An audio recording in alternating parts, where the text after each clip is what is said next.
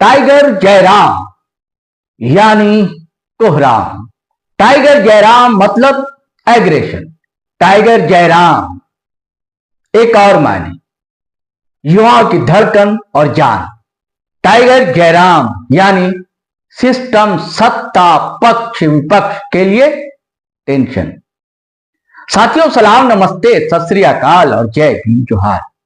साथियों, झारखंड की राजनीतिक क्षितिज पर तेजी से उभरते सितारे टाइगर जयराम महतो के बारे में यदि कोई पूछे वन लाइनर में, तो यही सारी बातें जहन में आती हैं। साथियों, कोयलांचल में टाइगर जयराम की धमक से कौन इनकार कर सकता है, और शायद ही झारखंड का कोई कोना बचा जो उनके जादुई असर से अछूता। सियासी पटल पर उभरा यह एंग्री यंग मैन को आप नजरअंदाज हरगिज हरगिज नहीं कर सकते। और साथियों, इसने तो अब खुली चुनौती, ओपन चैलेंज दे दिया है, और सिर्फ एक नहीं, कई मंत्री और विधायक, और कमरे में बैठकर भी नहीं दोस्तों, खुलेआम भरी सभा में, अब तो कांची में बैठकर लाइव भी नहीं, रांची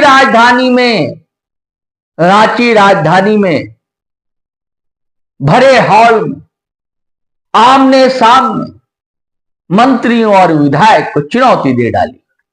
लेकिन एक खबर यह भी है दोस्तों, खबर यह है कि इनकलाब की बातें करते करते क्या अब प्रेम गीत गाएंगे जयराम? क्या प्रेम कविताएं लिखेंगे टाइगर जयराम?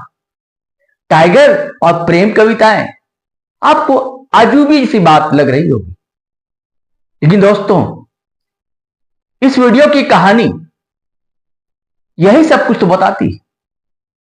तो इस वीडियो में दोस्तों हम यही सारी बातें आपको बताएंगे, और टाइगर जयराम ने क्या कहा है यह भी सुनवाएंगे। लेकिन इससे पहले दोस्तों वही हमारी गुजारिश है, आग्रह है कि आप हमारा चैनल सब्सक्राइब कर लीजिए, मेंबरशिप ले लीजिए। थोड़ी बहुत राशि का भुगतान करना होगा, आप ज्वाइन बटन दबाएंगे, उसके बाद आप हमारे सहयात्री, हमारे हम सफर, हमारे साथी बन जाएंगे। और दोस्तों आपका सहयोग बहुत अच्छा मिल रहा है, आप हैं तो हम हैं, आपका संग साथी हमारी ताकत है, हमारा बल है। तो दोस्तों उसी तरह ही आप वीडियो भी धड़ाधड़ फटाफट खटाखट शेयर करें, लाइक करें और कमेंट करें, और थोड़ी देर के लिए हमें ब्रेक लेने दें, फिर दोस्तों उसके बाद अपन मिलते हैं।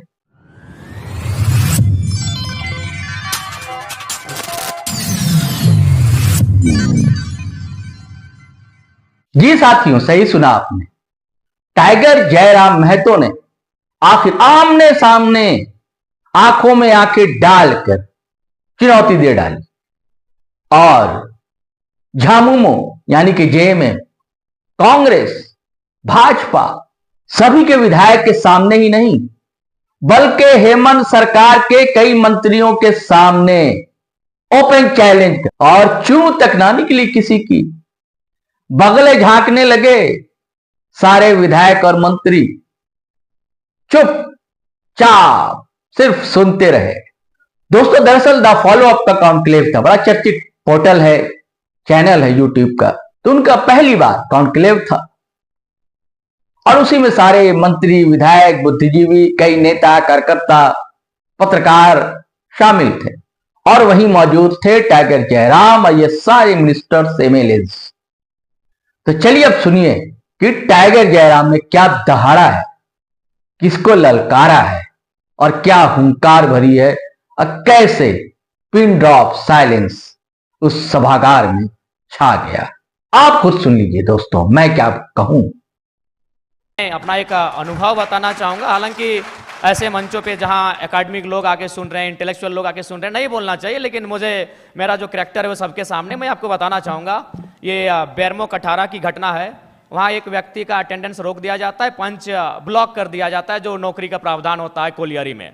वो व्यक्ति हमारे पास आता है, आके हमें सुनाता है कि भैया ऐसा ऐसा बात है, मेरा कसूर इतना है कि झारखंडी हैं और हमें मतलब मेरा पंच को ब्लॉक कर दिया गया है, मेरे अटेंडेंट्स को रोक दिया गया है, तो कुछ उपाय किया जाए। तो हम उनको फ़ोन लगाते हैं, तो हमने परिचय दिया कि सर ऐसा क्यों करते हैं, गरीब आदमी है, बड़ी मुश्किल से रोजगार चलता है, तो इनको पुनः रख लिया जाए।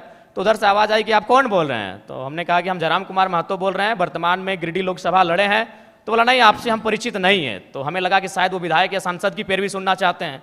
तो मैंने इतना कहा था कि 2 महीने के बाद चुनाव है, हम बेरमो भी लड़ेंगे, गोमिया भी लड़ेंगे, डुमरी भी लड़ेंगे, अगर वहां से कोई भी सीट जीत के आ जाते हैं तो आपको दामोदर नदी में ले जाकर डाल देंगे। विश्वास कीजिए, विश्वास कीजिए, वो व्यक्ति का भी नाम बता देंगे, ऐसा नहीं हम झूठ बोल रहे। 10 सेकंड में उनका आवाज बदला कि जयराम बाबू बोलिए क्या बात है। अगर मेरे इस व्यवहार से उसका नौकरी बच जाता है तो मुझे अपने इस व्यवहार से कोई कंप्रोमाइज नहीं करना है। 24 साल आपने चला लिया श्रीमान करके, 24 साल आपने चला लिया नियम कानून की बात करके।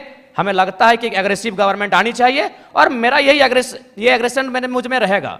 चूंकि मैं ना संजय मेहता जी के तर्ज पे मैं बरी से आता हूं, ना मैं चौपारण से आता हूं, ना मैं गढ़वा से आता हूं, मैं धनबाद से आता हूं।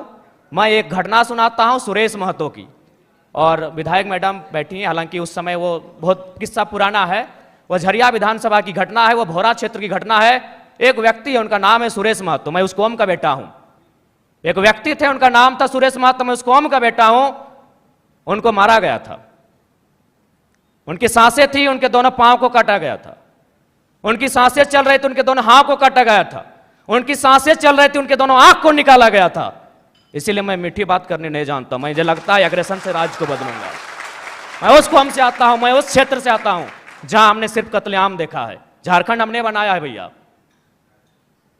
निर्मल महतो के सीने में गोली लगी थी, तब झारखंड का चर्चा दिल्ली में हुआ था। तब राजीव गांधी को पता चला था कि हां झारखंड की डिमांड किया जा रहा है। तो मुझे लगता है एक बार ये श्रीमान, ये नियम कानून, एक बार एग्रेशन की गवर्नमेंट होनी चाहिए। बाकी यूथ डिसाइड करे। मेरा जो व्यवहार है, पसंद लगे वोट कीजिएगा, ना लगे इग्नोर कीजिए। नहीं, आप नहीं समझते हैं झारखंड राज्य को। मैं एग्रेशन सुनने में अच्छा नहीं लगता, यही रियलिटी है। एग्रेशन मतलब क्या जानते हैं आप झारखंड राज्य को महोदय? एग्रेशन मतलब आप क्या जानते हैं झारखंड राज्य को? हम उस राज्य से आते हैं जहां एक सांसद ने सीने में 12 गोली खाई थी। हम उस झारखंड से आते हैं जहां MP member of parliament Sunil Mahto ने 1 2 3 4 5 6 7 8 9 10 11 12 गोली खाई थी सांसद ने। क्या सुनने में अच्छा लगता है? तब आप झारखंड को नहीं जानते हैं। एग्रेशन मतलब क्या? एग्रेशन मतलब यही है, कठोर डिसीजन, त्वरित कार्रवाई। आज कार्रवाई किस पे होती है? एक ठेला पे काम करने वाला है, तुरंत कार्रवाई होगी। एक मजदूर है, पुलिस तुरंत कार्रवाई करेगी। आपकी कार्रवाई उस समय काहे नहीं होती है? जब बड़े बड़े लोग आपकी गिरफ्त में आते हैं, बड़ी बड़ी मछलियां जाल में फंसती हैं, क्यों कार्रवाई नहीं होती? हम लोग आते हैं तो छोटा रहे या बड़ा रहे, जो गलत रहेगा उस पर कार्रवाई होगी। एग्रेशन का मतलब है अमीरों के चंदे से पलना नहीं। एग्रेशन का मतलब होता है निडर होकर, निष्पक्ष होकर झारखंड के मुद्दों पे बात करना, झारखंड के मुद्दों के समाधान करने के लिए प्रयास करना।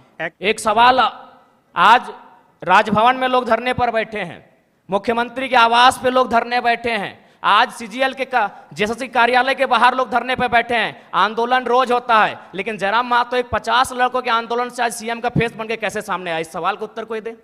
आंदोलन इस राज्य में रोज होता है, जयराम महतो ही क्यों? क्योंकि मैंने उन मुद्दों को टच किया, मैंने उस मुद्दों पे बात किया जो झारखंड की जरूरत थी, जिसपे झारखंड बात करना चाहता था। साफ शब्दों में झारखंड चाहता था कि बिल्ली के गर्दन में घंटी बांधी जाए, पर बांधेगा कौन? जैसा कि छात्रों के द्वारा, विभिन्न संस्थानों के द्वारा जो एविडेंस, साक्ष्य प्रस्तुत किए जा रहे हैं, तो प्रथम दृष्टि से तो यह स्पष्ट हो रहा है कि इस बार भी जो सीजीएल का पेपर है उसमें कहीं ना कहीं गड़बड़ी हुई है, धांधली हुई है। और मुझे लगता है कि पिछली बार जो पेपर गड़बड़ी हुआ था, अगर उसका जो लोग दोषी हैं, अगर वे दोषी लोग पकड़े जाते हैं, अगर उन पर कार्रवाई होती, तो शायद इस बार उनका मनोबल इतना ऊंचा नहीं होता। लेकिन चूंकि आपने एसआईटी का गठन किया, आपने समय मांगा, आपको समय मिला, उसके बाद भी ये तय नहीं हो पाया है कि पिछली बार जो पेपर गड़बड़ी हुई थी, जो 28 जनवरी 2024 को जब इसका एग्ज़ाम हुआ था, तो मेरा मानना है कि कहीं ना कहीं आपका कठोर निर्णय ना ले पाना गवर्नमेंट का, आपका क्विक डिसीजन ना ले पाना उन लोगों का मनोबल को बढ़ा रहा है। हमने कोल माफिया सुना था, हमने लैंड माफिया सुना था, अब यहाँ पेपर माफिया जैसे मामले सामने आ रहे हैं। तो इससे आप इनकार नहीं कर सकते हैं, इस पर आप मौन नहीं रह सकते हैं। ये तो आपको तय करना होगा, इस बात को आपको मानना होगा। क्योंकि पिछली बार हमारे ही 15 साथियों पर एफआईआर हुआ था, आज भी उस मुकदमे के कारण हमारे प्रत्याशी रांची के हमारे आदरणीय देवेंद्र जी जेल गए, उसी मुकदमे के कारण गए थे। तो जाहिर सी बात है वो हाईलाइट तभी हुआ जब हम लोगों ने प्रोटेस्ट किया। उस प्रोटेस्ट के परिणाम स्वरूप उस समय मुख्यमंत्री माननीय चंपई सोरेन जी थे, एसआईटी का गठन हुआ। लेकिन आज परिणाम और निष्कर्ष आपके सामने क्या है? यानी आप लोग उन माफियाओं के मनोबल को बढ़ाने का कार्य आप स्वयं कर रहे हैं। तो ये तो आपको तय करना है कि आप छात्रों के साथ हैं या पेपर माफियाओं के साथ है, ये सरकार को आके तय करना है। यदि आप पेपर माफियाओं के खिलाफ हैं तो पिछली बार जो आपने एसआईटी का गठन किया था उसका निष्कर्ष क्या है, उसका रिजल्ट क्या है, दोषी कौन लोग हैं, वो कटघरे के पीछे कब होंगे, ये राज्य की जनता जानना चाहती है। सीजीएल जेएसएससी के तमाम 6 लाख अभ्यर्थी जानना चाहते हैं। भी एक पढ़ा लिखा छात्र हैं और वर्तमान में पीएचडी का स्कॉलर हैं। विनोद बिहारी महतो विश्वविद्यालय धनबाद से इंग्लिश लिटरेचर में पीएचडी कर रहे हैं। और बिल्कुल आज से 2 साल पहले मेरा ना ये कैरेक्टर था, ना मेरा यह व्यवहार था, ना मेरा ये स्वरूप था। लेकिन यदि आप पा रहे हैं कि मेरे अंदर आक्रामकता आई है, यदि आप पा रहे हैं कि मेरे अंदर कुछ हिंसक विचारधारा आई है, ठीक है, मैं स्वीकार करता हूँ, खुले मंच पे स्वीकार करता हूँ। लेकिन एक बात बताइए, यहाँ जितने भी प्रबुद्ध लोग बैठे हैं, जब मैंने, ठीक है, मैंने कुछ ऐसी बातों को कहा जिनमें हिंसा प्रतीत हो रही है, लेकिन उस बात को समर्थन करने वाले 99% होते हैं।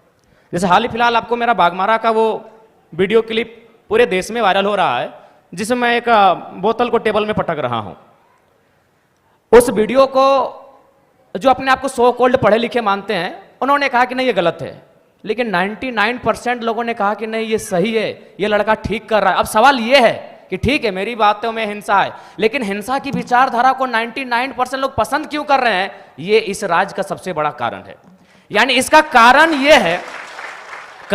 है कि आज एक आम व्यक्ति लोकतांत्रिक भारत में, अलग झारखंड राज्य में, स्वतंत्र भारत में इतना दबाया जा रहा है, इतना सताया जा रहा है, इतना उसका दमन, इतना दोहन किया जा रहा है, उसके साथ इतना अत्याचार किया जा रहा है, मेरे इन विचारों को पसंद कर रहा है, लाइक कर रहा है। उदाहरण के लिए जो बाघमारा को लेकर आप चर्चा कर रहे हैं, जिस वीडियो की, जिस मेरे वीडियो को आज पूरे देश में लगभग 50 लाख से ज्यादा लोगों ने देखा, मैं आपको थोड़ा बता ही देता हूं। वहां बीसीसीएल की एक योजना है, बीसीसीएल खनन का कार्य करती है। ये आपको भी मालूम है कि अब सारी कंपनियां टेंडर देती है। वहां टेंडर दिया है संजय उद्योग को और खेमका कंपनी को।